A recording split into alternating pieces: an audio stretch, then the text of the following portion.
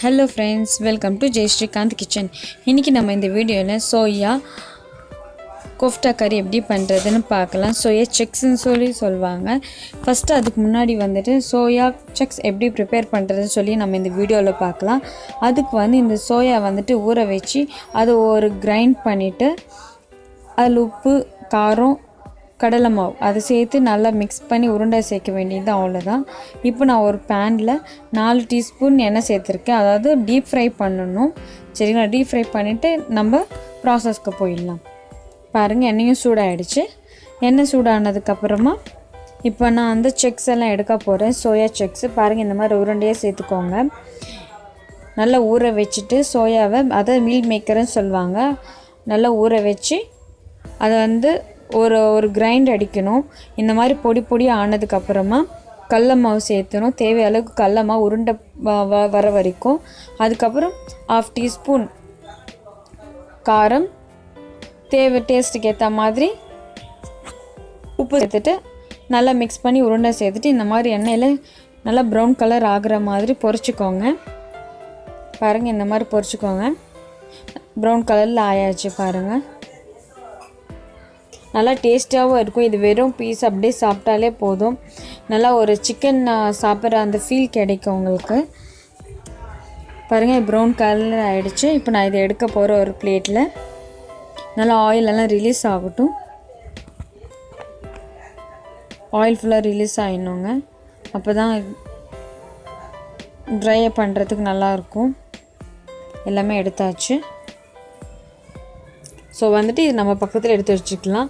இப்போ அதே எண்ணெயில் நான் ஒரு கப் வெங்காயம், அதாவது 2 மீடியம் சைஸ் வெங்காயத்தை இந்த மாதிரி சின்ன சின்னதாக கட் பண்ணி சேர்த்துருக்கேன். இந்த வெங்காயம் சேர்த்து ஒரு தடவை கிளறி விட்டுக்கோங்க. இது நல்லா மிக்ஸ் பண்ணதுக்கப்புறமா எண்ணெயில் இப்போ ஒரு 3லேருந்து 4 பச்சை மிளகாய் உங்களுக்கு காரத்துக்கு ஏற்ற மாதிரி எடுத்துக்கோங்க. நான் 3 பச்சை மிளகாய் எடுத்திருக்கேன். அது இந்த மாதிரி பீசஸாக கட் பண்ணியிருக்கேன். அதுவும் நல்லா ஆனதுக்கப்புறமா நல்லா ப்ரௌனிஷாக வந்துடுவாங்க. இந்த மாதிரி கொஞ்சோண்டு கருவேப்பில்லை, ஒரு 2 டீஸ்பூன் இஞ்சி பூண்டு பேஸ்ட். சரிங்களா? இஞ்சி பூண்டு பேஸ்ட்டு சேர்த்தா தான் நல்லா கறி நல்லா இருக்கும், குழம்பு மாதிரி. அதுவும் சேர்த்தாச்சு. இப்போ பச்சை வாசனைலாம் போனதுக்கப்புறமா மற்ற இன்க்ரீடியன்ஸ் எல்லாம் சேர்த்துடலாம். மற்ற பொருட்கள் எல்லாம் பாருங்கள். 1/2 டீஸ்பூன் மஞ்சள் தூள், 1 டீஸ்பூன் சில்லி பவுடர் சேர்த்துருக்கேன், மிளகாய் தூள், அதுவும் சேர்த்து நல்லா மிக்ஸ் பண்ணிக்கோங்க. இதுவும் நல்லா ட்ரை ஆனதுக்கப்புறமா நம்ம டொமேட்டோ பியூரி சேர்த்துக்கலாம். டொமேட்டோ பியூரி ஒன்றும் இல்லைங்க, டொமேட்டோவை நான் கிரைண்ட் பண்ணி எடுத்திருக்கேன், பேஸ்ட்டு மாதிரி. டொமேட்டோ பேஸ்ட்டுன்னு கூட சொல்லுவாங்க. இது நல்லா மிக்ஸ் பண்ணிக்கோங்க. இது நல்லா ஒரு தடவை மிக்ஸ் பண்ணதுக்கப்புறமா தேவைக்கேற்ற மாதிரி தண்ணி ஊற்றுக்கோங்க.